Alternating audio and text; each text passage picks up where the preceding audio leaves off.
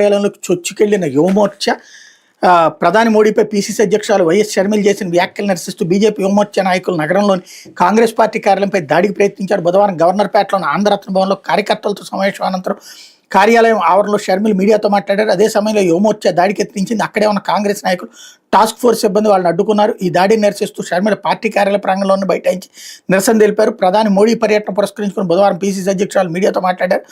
రాజధాని నిర్మాణం కోసం 1,50,000 కోట్లు ఇవ్వాలని డిమాండ్ చేశారు. 2015లో నీళ్లు మట్టితో అమరావతికి వచ్చిన ప్రధాని ఇప్పుడు ఆంధ్రాకు సున్నం కొట్టేందుకు వస్తున్నారని విమర్శించారు. మోడీ దత్తపుత్రుడు జగన్ అమరావతి నిర్వీర్యం చేశారని ఆరోపించారు. సమావేశం అనంతరం సాయంత్రం 4 గంటలకు తిరిగి అన్నవరం వెళ్లే సమయంలో బీజేపీ యువమోర్చా అధ్యక్షుడు మిట్టా వంశీ ఆధ్వర్యంలో పలువురు నాయకులు కార్యకర్తలు ఆంధ్రరత్న భవన్కి చేరుకున్నారు. భవనంలోకి వెళ్లే ప్రయత్నం చేశారు. షర్మిలకు వ్యతిరేకంగా నినాదాలు చేస్తూ తమ వెంట తెచ్చుకున్న కోడిగుడ్లు టమోటాలతో దాడి చేయబోయారు. దీన్ని గమనించిన కాంగ్రెస్ నాయకులు టాస్క్ ఫోర్స్ సిబ్బంది వాళ్ళని అడ్డుకున్నారు. దీంతో తోపులాట జరిగింది. దాడికి జరిగిన యువమోర్చా నాయకులు కార్యకర్తలు గవర్నర్పేట పోలీసులకు అప్పగించారు. ఈ దాడిని నిరసిస్తూ షర్మిల పార్టీ నాయకులతో కలిసి కార్యాలయం ప్రాంగణంలో నిరసన తెలిపారు. దాడికి ప్రయత్నించిన వాళ్ళపై కేసులు నమోదు చేసి అరెస్ట్ చేయాలని డిమాండ్ చేశారు.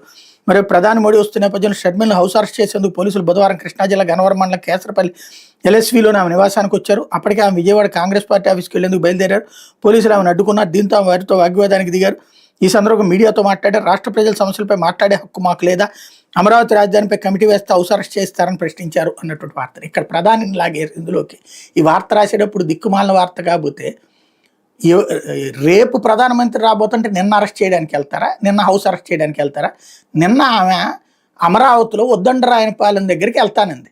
అందుకోసం ఆపి అరెస్ట్ చేస్తే ప్రధానమంత్రి కోసం అరెస్ట్ చేశారంటూ ఇష్యూని అటుకు డైవర్ట్ చేశారు.